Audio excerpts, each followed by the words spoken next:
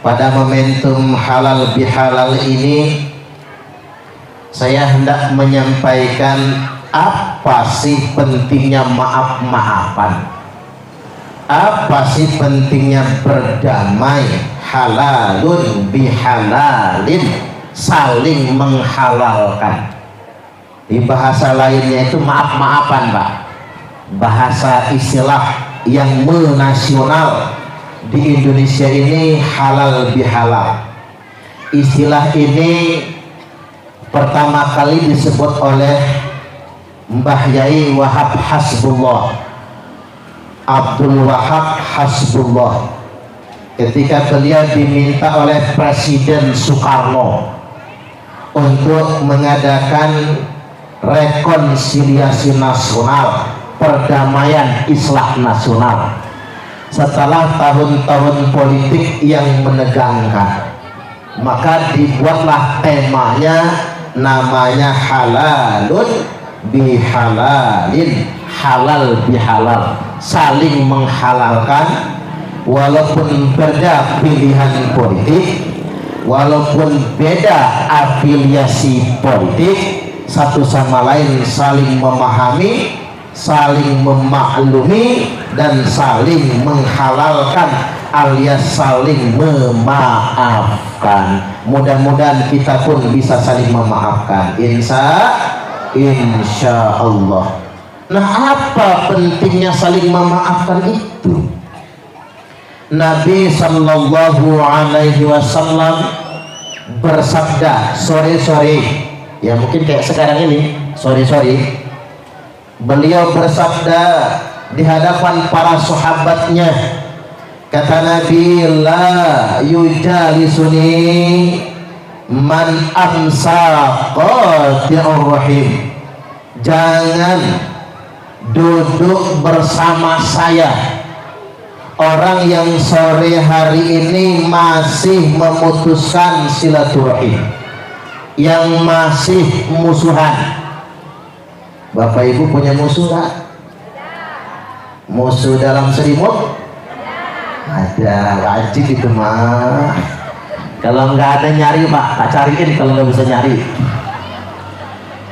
Dawuh Kanjeng Nabi, orang yang hari ini hingga sore ini, kata beliau, yang masih memutuskan silaturahim, yang masih musuh-musuhan, jangan duduk berkumpul bersama saya.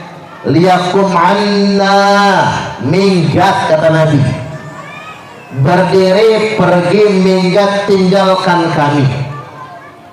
Lam yakum ahadun illa rajulun, tidak berdiri seorang pun Pak, menang sahabat, tidak berdiri seorang pun illa rajulun kana min aqsal halaqah, seorang laki-laki ada paling pinggir halakoh atau majlis. Mungkin bapak-bapak yang duduk paling belakang, umpama begitu, dia berdiri, famakatha ghairu ba'idin thumma jaa, dia pergi tapi nggak lama, dia pergi lalu dia datang lagi. Begitu dia datang nongol, halakoh belum bubar, majelis ceramah belum selesai, dia nongol lagi. Nabi tanya, malakah, ngapain kamu? Lam yakum ahadun ghairuka, tidak berdiri pergi seorang pun kecuali cuma engkau. Orang ini berkata, ya Nabi Allah, wahai Nabi Allah, sami'atul ladzi qulta, tadi aku mendengarkan sabdamu, gara-gara engkau mengusir orang yang masih musuhan, maka aku pergi ya Rasul. Fa'ataitu kholatan li kanat tusarimuni, aku mendatangi bibiku. Kholah niku adik ibu. Cara Jawanya adik ibu itu apa? Bibi bule nggih. Amo jujugan apa Pak?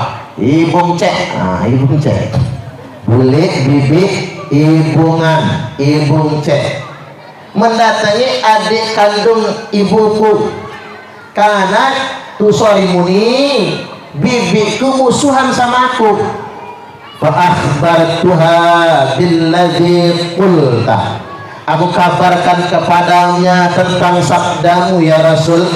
Mendengar itu bibiku nangis. Fastaghfarat li wastaghfartu laha, bibiku minta maaf sama aku juga minta maaf sama bibiku, kami saling memaafkan. Nabi sumbernya apa kata Nabi? Ahsanta, bagus kamu, ilok nian pak, wapi tenan. Kalau kata orang Minang apa Bu Haja? Rancak banget. Bagus kamu, bagus betul. Ahsanta, ini bukan hanya bagus, sangat bagus. Idris, nah sekarang boleh duduk lagi kamu, kumpul bareng kami. Lalu Nabi menaikkan volume suaranya. Ala inna rahmata la tanzilu ala qaumin fihim qati'ur rahim. Ketahuilah kata Nabi, rahmat Allah tidak akan turun kepada suatu kaum yang di tengah-tengah mereka ada orang yang masih musuhan. Awas dengan yang masih musuh-musuhan nih, malaikat malas datang, malas dia. Jangan-jangan gak ada malaikat nanti pak. Bapak-bapak yang masih suka begaduh, kata Upin Ipin, masih suka begaduh, nggak teguran, nggak kenal, masih suka iri-irian, sikut kiri kanan, panas-panasan, malaikat malas datang. Makanya wajar dulu Presiden Soekarno saat Indonesia sedang tegang-tegangnya, adakan halal bihalal agar barokah Allah turunkan kepada bangsa Indonesia ini. Ya mudah-mudahan pokoknya nih Pak, tahun 2023 nggih, suhu politik sudah mulai panas. Jelang 2024 boleh beda pilihan tapi jangan musuhan. Cocok atau cocok? Setuju atau setuju? Jangan musuhan, jangan marahan, hormati perbedaan pendapat. Kita tidak boleh memaksakan afiliasi politik, pilihan politik kita pada orang lain. Cocok atau cocok? Orang punya kebebasan untuk memilih, nggak usah mencaci, nggak usah memaki. Yakin percayalah, Presiden Republik Indonesia tahun 2024 sudah ditakdirkan oleh Allah. Entah Ganjar Pranowo, entah Prabowo Subianto, entah Anies Baswedan, Erick Thohir, Sandiaga Salahuddin Uno, Mahfud MD, yang jelas presiden dan wakil presiden sudah ditakdirkan. Percaya nggak? Ya nggak percaya, nggak iman namanya Pak. Percaya nggak? Jangankan presiden, daun yang jatuh, ini daun eca-ecaan ya, bisaan eca-ecaan ya Pak. Daun yang jatuh sudah Allah takdirkan. Kalau daun yang jatuh saja itu cengkeh ya, itu cengkeh bukan? Kembang ya.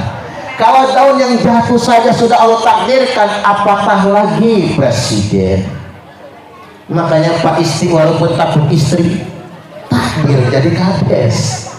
Pak Sugiharto memang sugi hartanya, mana ganteng lagi Pak. Istri jenengan yang mana tuh Pak? Yang pantesan kayak artis loh Pak. Pak Sugiharto kok pinter nyarinya ya. Dari tadi itu siapalah yang paling cantik di depan itu pikir saya. Ternyata Pak Sugiharto.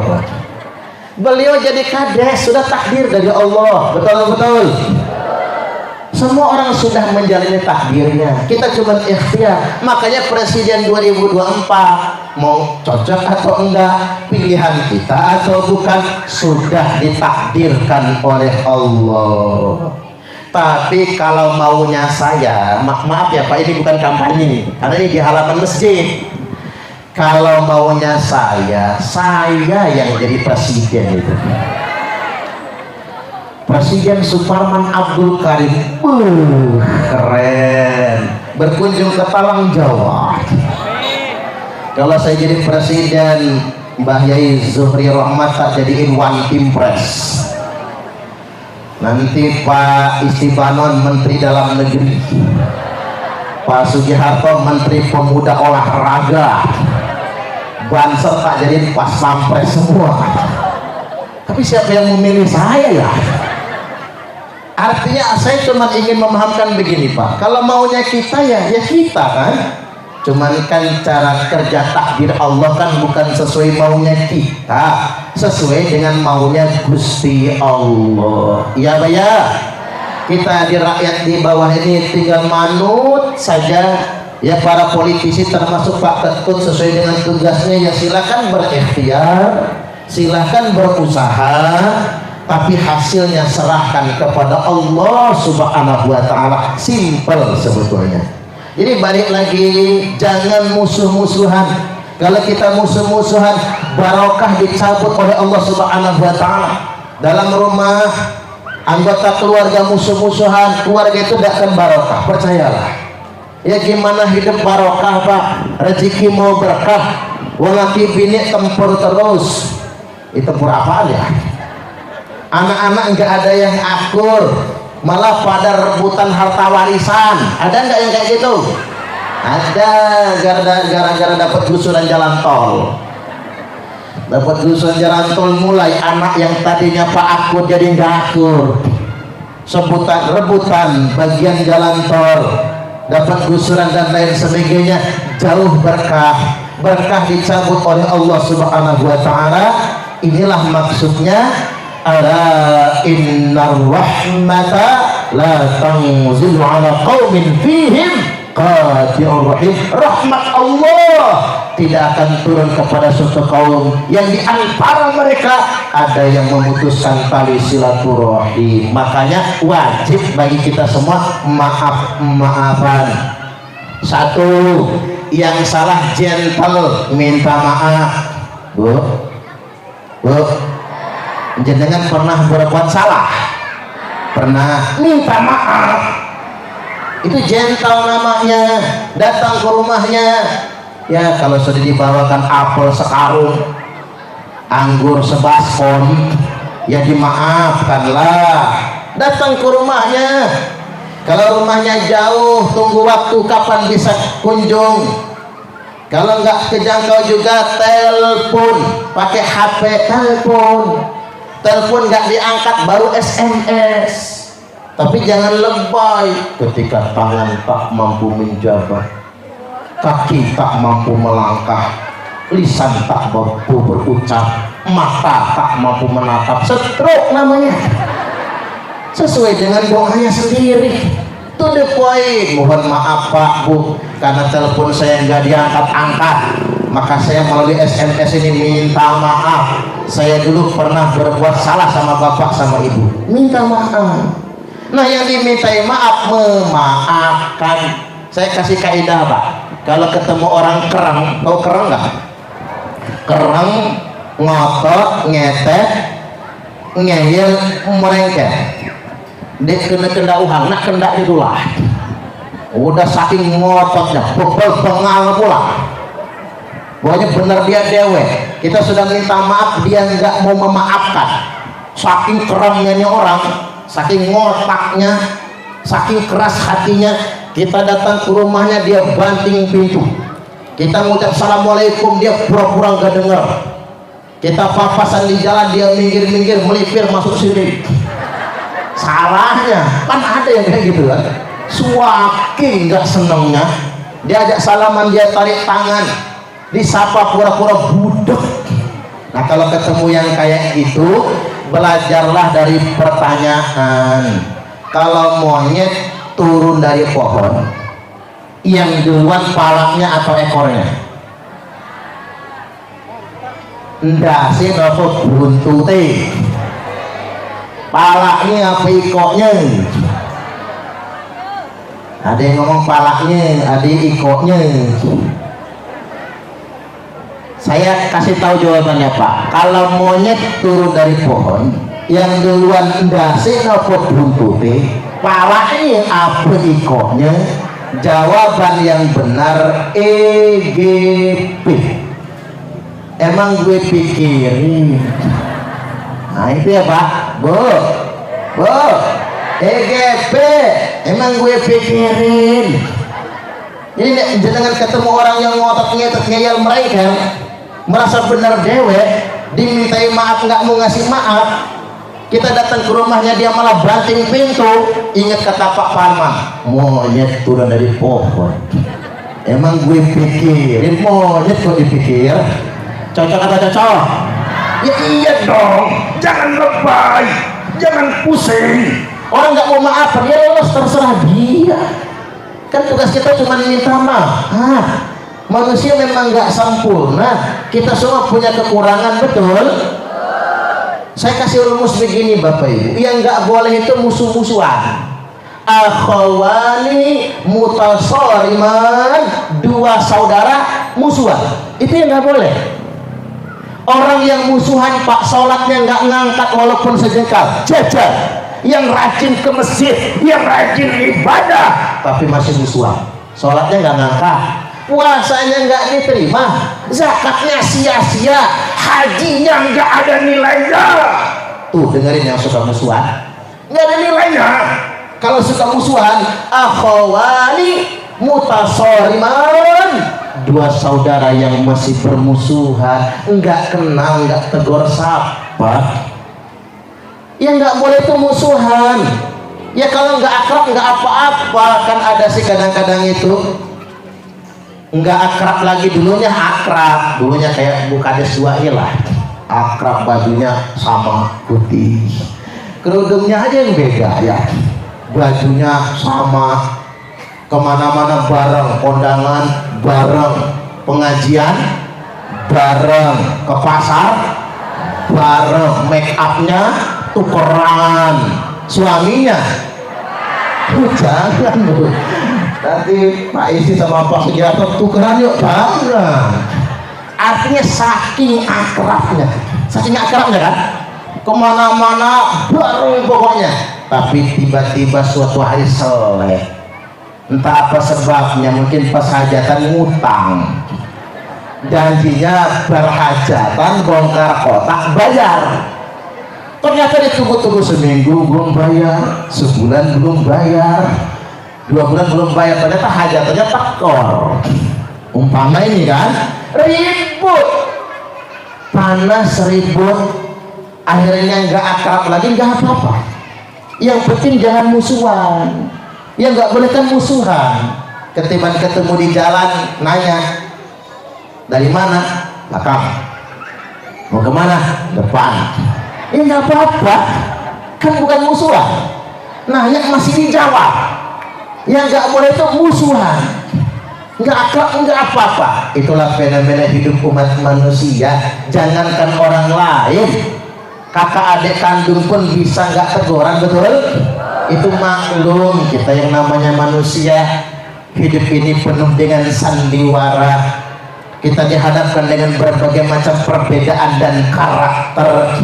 Mudah-mudahan kita semua bisa saling menguatkan satu sama lainnya, insya Allah. Tapi begini Bapak Ibu, tangeh kalau kita minta maaf itu sama orang lain. Yang duluan harus kita mintain maaf itu justru orang terdekat kita. Terutama bapak-bapak ini, yang mesti duluan jenengan mintain maaf itu istri. Karena betapa banyak suami-suami yang jahat sama istrinya. Iya nggak Bu? Punya laki hidung belang, mata keranjang, udah hidungnya belang, matanya keranjangan, bajingan tengik juga, saking tengiknya nggak enak lagi dimakan. Ada nggak sih yang kayak gitu zaman sekarang? Yang mana Bu kira-kira? Kalau ada di sini. Suami mesti minta maaf dengan istri. Makanya saya ingin sampaikan Bapak Ibu, kalau ingin melihat pemimpin yang hebat, lihatlah keluarganya. Betul. Kalau ingin melihat pemimpin yang hebat, lihat keluarganya. Kalau dia sayang istrinya, bakal sayang sama rakyatnya. Pak Isti sayang nggak sama istrinya? Saya nggak, Bu. Oh, sayang katanya, luar biasa. Kan begitu, kita lihat bagaimana dia cara memperlakukan keluarga terdekatnya. Kalau ingin melihat pemimpin yang baik, lihatlah bagaimana dia cara memperlakukan asisten rumah tangganya. Kita kan sering ngomong kasar, babu katanya. Kan ada orang itu sama pekerja di rumahnya betul-betul ngebabuin. Dia kayak majikan aja ya, Bu. Piodal kayak londo. Memperlakukan yang kerja di rumahnya, merendahkannya. Iya, nggak ada yang lihat, tapi itu contoh karakter. Kalau dia merendahkan pekerja di rumahnya sendiri, dia bukan pemimpin yang hebat. Jadi jenengan ini yang sugi-sugi Pak, yang mempekerjakan asisten rumah tangga, kalau bisa makan satu meja dengan asisten rumah tangga, kalau bisa makan satu hamparan tikar dengan asisten rumah tangganya, itu baru hebat. Karena nggak ada yang namanya babu. Kita saling menolong satu sama lainnya, betul nggak kira-kira? Ini zaman merdeka, ini bukan zaman feodal. Makanya saya nggak suka betul dengan feodalisme, ngebabuin orang itu nggak suka betul. Kadang-kadang manusia ini banyak duit dikit songong. Orang itu kalau belum banyak duit, minta tolongnya gimana? Minta tolong ambilin itu tanda duitnya masih dikit. Minta tolongnya begini. Coba kalau sudah banyak duit, main tunjuk, udah banyak duitnya. Lebih banyak lagi duitnya, nggak pakai tunjuk, pakai cangkem. Tahu aja gitu ya. Yang anehnya Pak, yang disuruh juga tahu itu. Orang kalau nyuruhnya sudah pakai cangkem, itu banyak duitnya itu. Crazy rich itu. Tunjuk nggak pakai, tangan nggak pakai, cangkem yang dipakai. Tapi Bu, kalau saya kasih tahu, nggak bisa ngalah-ngalahin emak-emak ini Pak. Emak-emak ini lebih hebat dari crazy rich orang kaya sekalipun. Emak-emak ini kalau ngasih instruksi cukup pakai mata doang. Suami naruh sarung sembarangan, cuman pakai mata. Pinter lagi suaminya, ambil lagi sarungnya, habis melotot taruh di sana. Ngerti juga tuh lakinya, hebat emak-emak nih. Jadi balik lagi Bapak Ibu hadirin wal hadirat rahimakumullah, bapak-bapak mesti memuliakan orang terdekat. Makanya Nabi sallallahu alaihi wasallam bersabda, akmalul mu'minina imanan ahsanuhum khuluqa. Orang mukmin yang sempurna imannya adalah yang paling baik akhlaknya. Saya ingin tegaskan Bapak Ibu, kemuliaan itu bukan karena nasab. Jangan jualan nasab Pak untuk dihormati orang lain. Setuju nggak kira-kira? Orang mulia bukan karena hartanya yang berlimpah. Orang mulia itu karena akhlaknya. Makanya akmalul mu'minina imanan ahsanuhum khuluqa. Orang mukmin yang paling sempurna imannya adalah yang paling baik akhlaknya. Wa khiyarukum linisaihim khuluqa. Dan ternyata yang terbaik di antara kalian semua adalah yang paling baik memperlakukan istrinya. Tuh Pak, mulai hari ini bapak-bapak harus baik betul sama istri. Bu, bapak-bapak ini baik gak sih Bu? Tuh Pak, pernah bohong itu. Mau jujur gak enak. Yang paling baik memperlakukan istrinya. Makanya kata Nabi, saya adalah orang yang paling baik memperlakukan istri, alias memperlakukan orang terdekat. Makanya subangsaran sama bapak-bapak sama istri itu mulai dari tutur kata. Tutur katanya baik. Contoh Nabi kalau manggil istrinya apa? Ya Umairah, wahai yang kemerah-merahan. Ibu-ibu pernah dipanggil kemerah-merahan? Boro-boro laki sekarang mah jujur, wahai coklat, wahai ireng. Para ibu-ibu sudah pada dandan serba merah ya bu, malah kadang-kadang dandannya serba pink, kerudungnya pink, bajunya pink, androknya pink, daleman kok tahu ya, bedaknya pink, blush onnya pink, lipstiknya pink. Ketiban lewat depan lakinya pengen dipanggil kemerah-merahan. Apa kata lakinya? Anak babi mau kemana ya? Tega bapak-bapak nih. Padahal emak-emak pengen dipanggil kemerah-merahan. Ya Umairah bertutur kata yang lembut kepada istri. Istri jangan dibentak. Cocok atau cocok? Kemudian yang kedua, jangan pelit pak sama istri itu. Bapak-bapak ini pelit nggak bu? Yang namanya perempuan paling sebel sama suami yang pelit dan suka mengungkit-ungkit. Betul nggak bu? Udah ngasihnya dikit alias medit dan pelit, dan itu pun diungkit-ungkit, sebel rasanya. Mana ngasih nggak cukup, kalau bisa pak panggil istri mama. Cara ditanya talang jawab mama kan? Hah? Boe itu mah katrok deh pak. Mulai sekarang ganti dulu mama. Ada apa papa? Meriki mama. Kondisi papa. Mama sedang membersihkan peletong di belakang.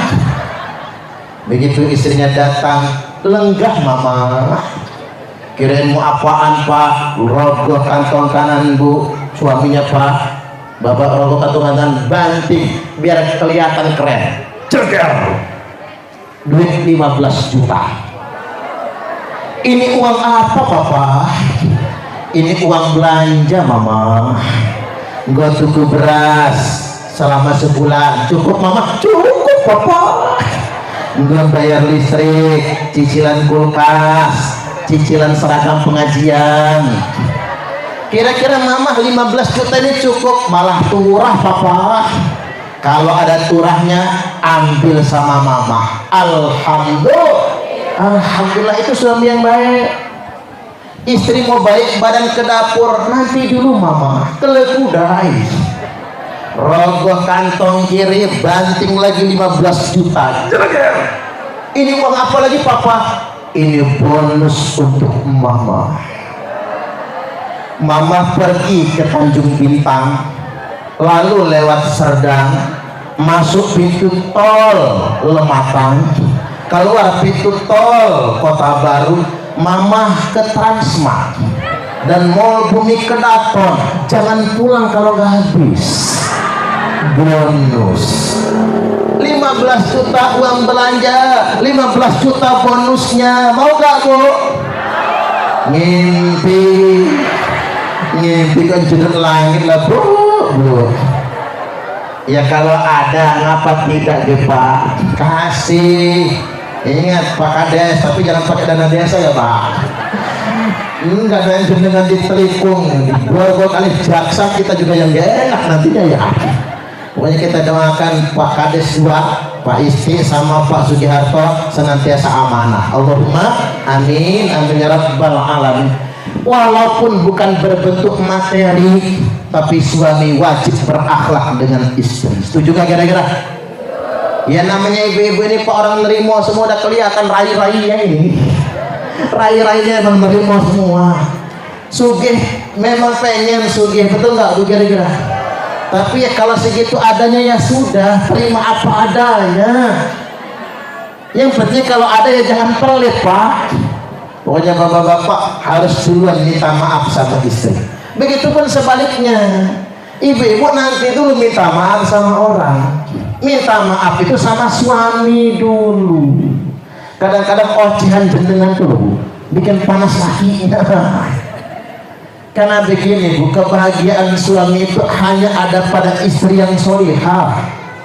Bukan karena mobil mewah, bukan karena rumah yang tinggal, tapi punya istri solihah.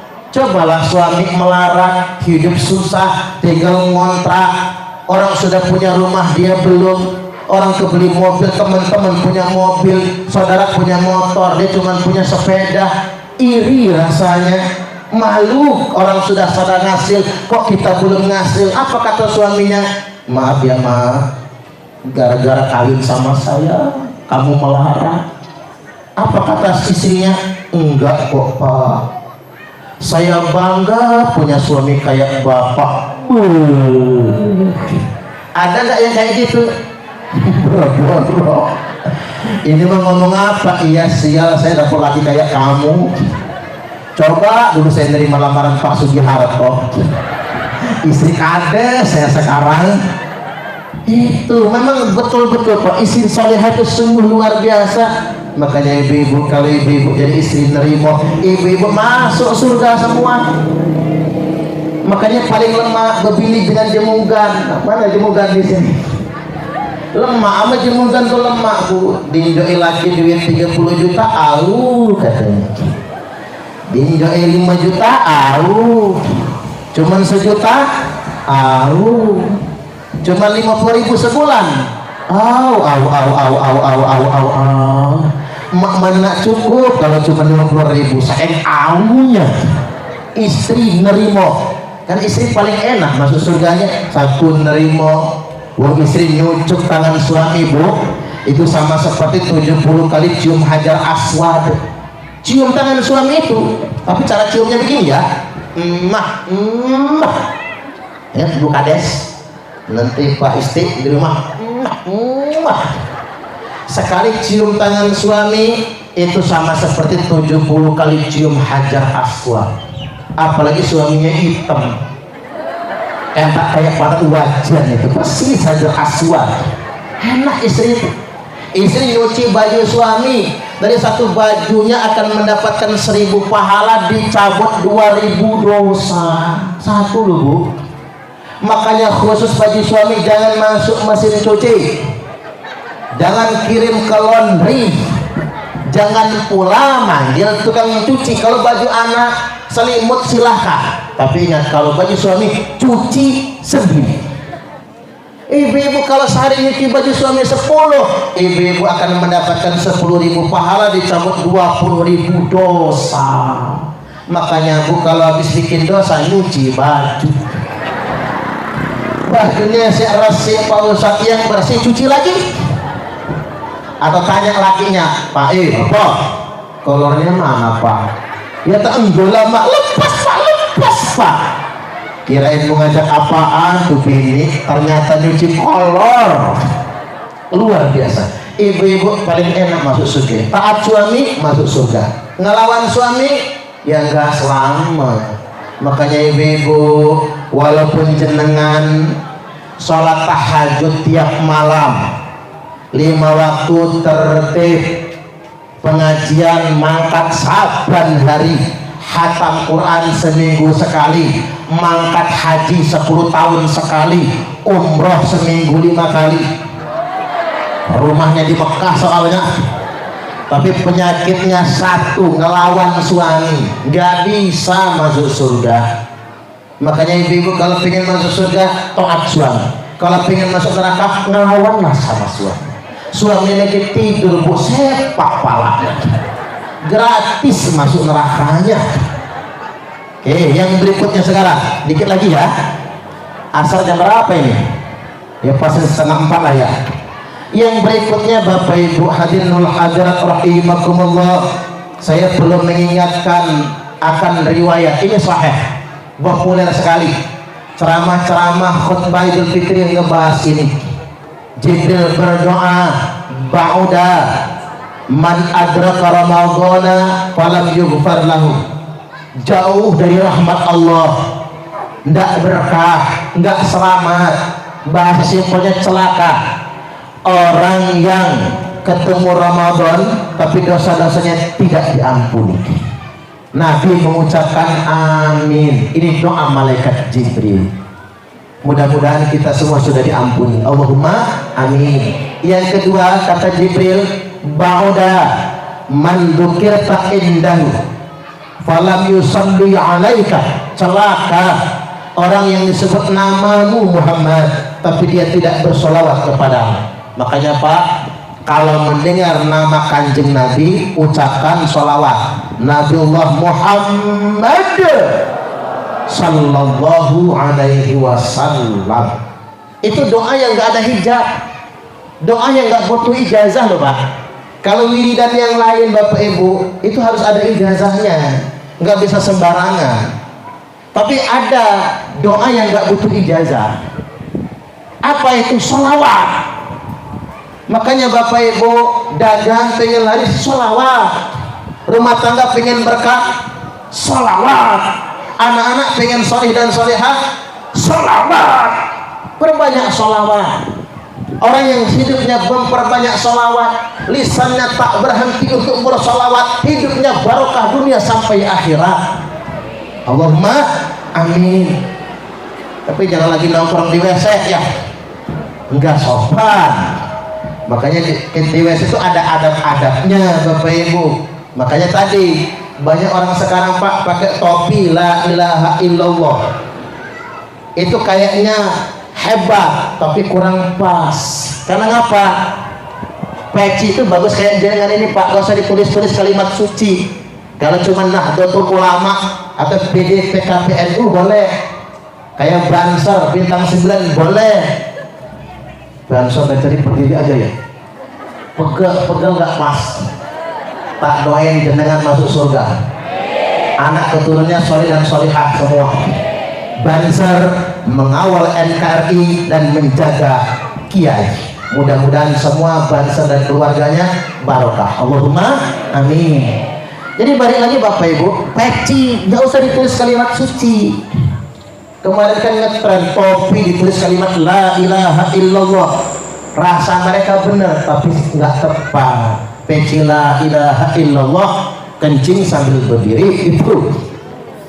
Baju tauhid, baju itu jangan ditulis kalimat tauhid, bukan tempatnya. Punya bini malas cuci baju diinjek-injek, itu kan nggak punya adab dengan kalimat tauhid. Termasuk ibu-ibu kalung liontin kalung bagusnya jangan lafaz lafzul jalalah, jangan Allah. Kalau kalung lan cincin lafaznya Allah atau Muhammadur Rasulullah, itu kalau masuk WC harus dilepas. Enggak kalung 30 gram mampir toilet SPBU, sebelum masuk toilet kalungnya taruh di depan ditinggal. Begitu keluar toilet kalungnya hilang karena sudah ada yang mengamankan. Makanya daripada lafzul jelah di toilet di kalungnya, mending nama suaminya Sugihartoku sayang, gitu dong Bu. Sedemikian rupa. Jadi ingat ya, ada orang-orang sok-sok Islami loh Pak, tapi nggak pada tempatnya. Saya ngomong begini nih karena jenengan bisa nerima. Kadang-kadang di pagar Pak ditulis kalimat tauhid la ilaha illallah, pagar beton begitu. Suatu hari ada anjing lagi kencing di sana, kan nggak sopan, kayaknya rodok bener tapi salah. Nah ini saya nggak menyalahkan yang suka tulis kalimat suci di mobil. Kalau mobilnya itu sudah ditulis kalimat suci, buat yang sopan di jalan. Ini nggak salah-salah mobilnya kalimat la ilaha illallah, tapi di jalan raya ngebut-ngebutan, motong nggak punya sopan, kadang-kadang marah-marah di jalan raya, nggak enak, malu sama kalimat tauhid. Kita ini jangan jualan identitas maksudnya Bapak Ibu.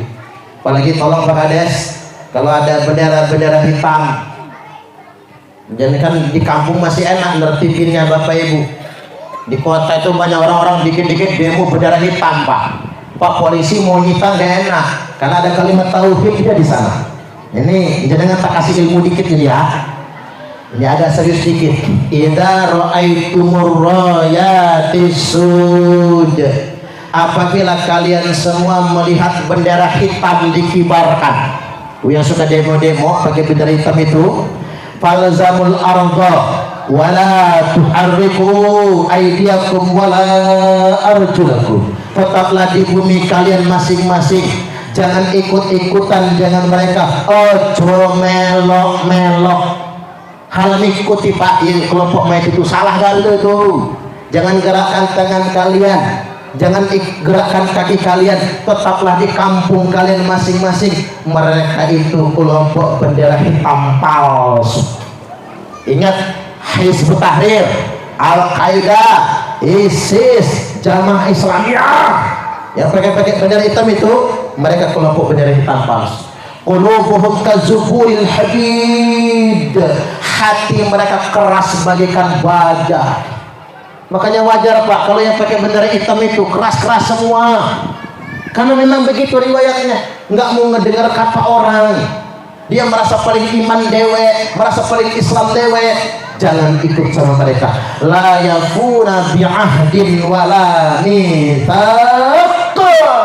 Mereka tidak pernah menepati janji dan mereka merusak kesepakatan, terutama merusak kesepakatan hidup berbangsa dan bernegara. Jangan ikut-ikutan. Jadi balik lagi, yuk Bapak Ibu perbanyaklah salawat, gemarlah sama salawat. Nanti Kanjeng Nabi cinta dengan kita, segala urusan kita dimudahkan. Allahumma amin. Terakhir sekarang, ba'da man adraka walidayhi atau abawayhi au ahadahuma, celaka orang-orang yang membersamai kedua orang tuanya, dua-duanya atau cuman salah satunya. Bapak Ibu punya orang tua enggak? Saya tanya, ada nggak yang lahir dari batu di sini? Kalau ada ya Pak, wajar kurang ajar, anak batu soalnya, atau anak gorong-gorong. Celaka anak-anak yang membersamai orang tuanya, tapi si anak nggak sempat memasukkan dirinya ke surga. Maksudnya apa? Nggak sempat bakti dengan orang tua. Memang itulah orang tua. Kalau orang tua kaya, anaknya kayak raja, ya Pak ya. Tapi kalau anaknya yang kaya, orang tua kayak pembantu. Coba lihat Bu, kalau orang tua kaya, anak kayak raja, petugas pajak kaya raya, anaknya yang gebukin orang Pak, karena dia rumangsa jadi raja, bapaknya sugih. Itu AKBP Akhiruddin, anaknya ngegebukin orang. Mengapa kayak raja? Rumangsa kaya. Makanya tak ingatin yang kaya-kaya, jangan gumede, jangan sombong, ajarin anaknya dengan baik, ya Pak ya. Balik lagi, tapi kalau anak yang kaya, orang tua jadi pembantu, mak, daripada repot bayar babysitter, mama aja ya yang ngasuh anak saya. Ada nggak zaman sekarang? Babysitter gratis semua ini. Kadang-kadang anak itu gak tahu terima kasih ya. Anaknya si cucung udah diurus, mak bapaknya gak tahu terima kasih. Kadang-kadang tega loh, mak-mak ini tega, ibu-ibu ini. Suaminya ngasih ibu kandungnya, bininya monyong.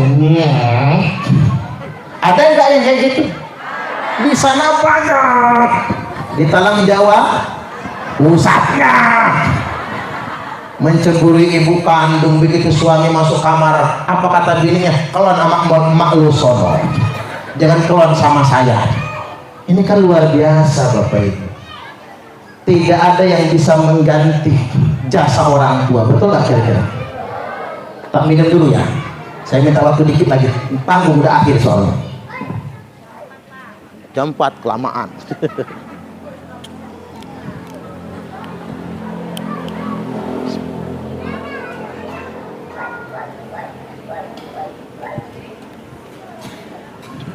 Tidak ada yang bisa menggantikan jasa ibu kandung, betul nggak kira-kira? Tak ada yang bisa menggantikan jasa seorang kaya. Saya ini punya pengalaman gak enak Bapak Ibu, masih kerabat saya soalnya, punya anak 5, pegawai negeri semua, PNS, ya seorang kantor. Saya Emaknya sih orang kaya pak, janda, uak saya manggilnya. Tinggal di Palembang, punya pembantu, punya supir. Tapi yang namanya sugih, kalau jauh dari anak cucu nggak enak, betul nggak? Udah sakit-sakitan lagi kan? Akhirnya dari Palembang berangkat ke Lampung. Pengenlah siapa anak yang mau nampung, anak yang pegawai semua. Baru nyampe kota Bumi Lampung Utara, ke rumah anak wedok, baru ngebuka pagar bu, apa kata anak, endak aku mah halam ikut aku anak betina. Ayo bukan si kok nih, laju lah kau, halam ikut aku anak betina. Ya kan kalau adat ogan Lampung ya bu ya, ibu itu orang tua harus ikut anak laki memang. Pasangan kalau ikut anak wedok, anak laki paling tua biasanya. Apa kata si Uwa sapopul nak ikut ngambil? Emang siapa yang mengikut kami? Saya kan cuma mampir, kangen sama cucu. Ini orang sugih bu, sugih tapi anak nggak bakti. Dah di situ nggak ngindak langsung berangkat ke anak laki di Bandar Lampung. Sampai Bandar Lampung agak malam, kemudian nginep, ya biasa disambut dengan baik. Besok pagi sarapan, mau berangkat ngantor. Kata anak laki, mak, aku pegawai, anak kamu pegawai.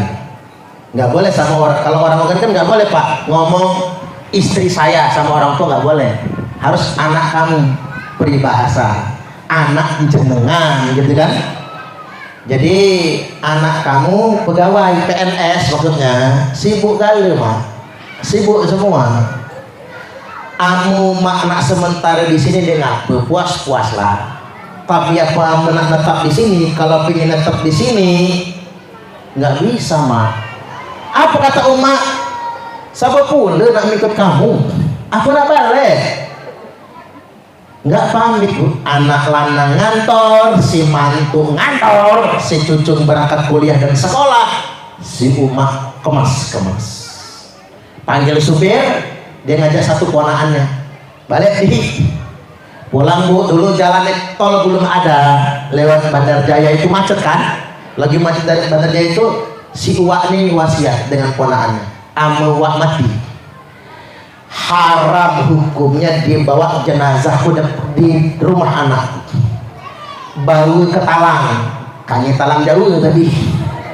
Bau ke talang itu kan kalau orang-orang itu kampung, dusun pak, dusun lubang kalau kata orang Sunda pak, dijemput kebon, umbul, kalau orang Jawa nyebutnya umbul gitu. Bawa ke talang, kan banyak kebon, banyak yang ngerjain kebonnya. Kalau jemput talang mau ngurusin, alhamdulillah. Kalau orang talang mau ngurusin jenazah saya, kuburin, alhamdulillah. Semua biaya harta saya ada, bayarin. Tapi kalau nggak mau ngurusin, campakkan kaya. Kalau nggak mau ngurus, buang aja ke kali, ajutin kata dia. Ya diurus orang bu. Di jalan macet Bandar Jaya, jalan macet belum selesai, si Uwa sudah wafat, meninggal dunia. Bawa ke talang sesuai dengan wasiat, nggak dibawa ke Palembang lagi, enggak, bawa ke kampung, ke dusun. Bawa ke talang, ya diurus pak sama orang kampung. Anaknya 5 datang sumpah pakai mobil. Ada yang turun mobil geblak pingsan, ada yang deket palanya ke dinding. Ketahuan ternyata kalau emak mati, anaknya meraung-raung kayak kesetan kesurupan, bukan karena takut kehilangan, bukan karena terlalu sayang, tapi nyesel.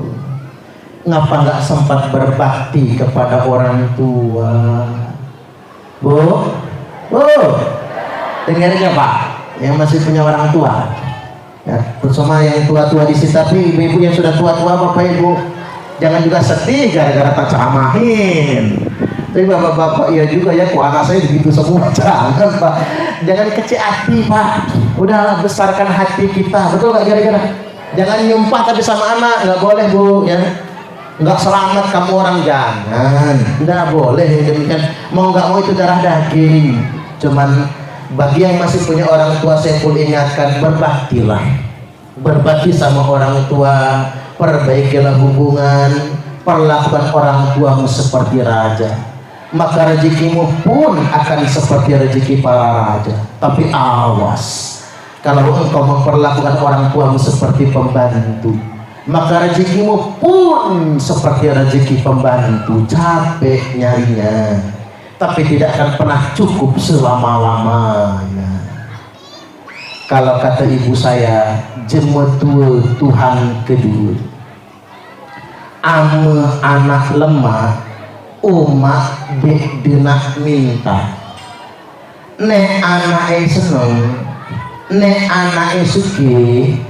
Kalau anaknya kaya, mama nggak pengen minta, betul nggak Bu? Tapi kalau dikasih mau, asal jangan ditawari.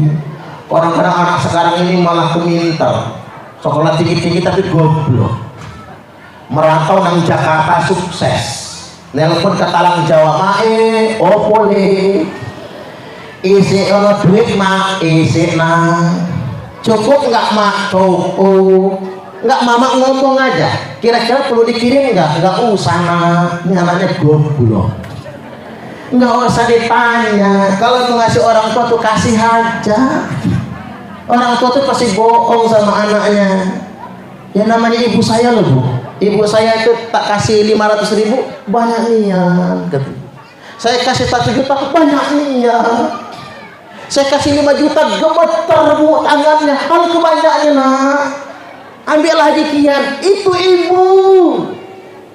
Tapi kalau ngasih bini 500.000 kurang, 5 juta kurang, 50 juta kurang. Dengerin Bu Kades ya, Bu Kades dua. Itulah bedanya ibu sama anak, sama emak, sama istri maksud saya. Balik lagi, ame anak sari kata ibu saya, emak nangis siang malam. Kalau anaknya susah, siang malam ibu menangis. Kata orang, setinggi-tingginya gunung tetap ada puncaknya, seluas-luasnya lautan tetap ada tepinya. Namun kasih ibu tidak akan pernah berpuncak, kasih ibu tidak akan pernah bertepi. Kasih ibu kepada beta tak terhingga sepanjang masa, hanya memberi tak harap kembali, bagai sang surya menyinari dunia. Satu-satunya manusia yang hanya memberi dan tak pernah harap kembali. Baik, segitu saja dulu apa yang saya sampaikan pada kesempatan kali ini.